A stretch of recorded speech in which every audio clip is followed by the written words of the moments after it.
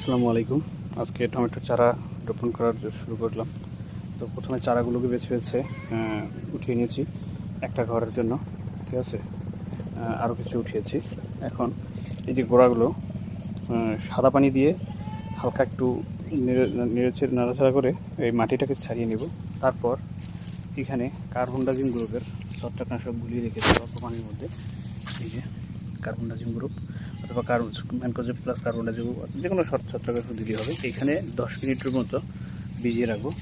ভিজিয়ে রাখার পর মৌজমিতে রোপণ করবো। আর এই যে মৌজমিতে এখানে কিছু আগাছা দেখা যাচ্ছে। তো অনেকের প্রশ্ন থাকতে পারে যে জমিতে এত আগাছা থাকলে গাছ কী করে হবে।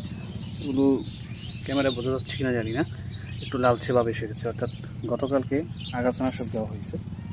এটা 2-3 দিনের মধ্যে একদম ক্লিয়ার হয়ে যাবে।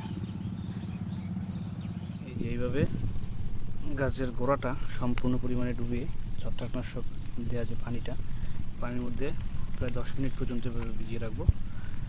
তারপরে মৌজমিতে রোপণ করবো। তাহলে গোড়া পচা অসম্ভব, গোড়া পচা লাগবে না। সবগুলো গাছ সুন্দরভাবে নতুন শিকড় মাটি ধরবে ইনশাআল্লাহ।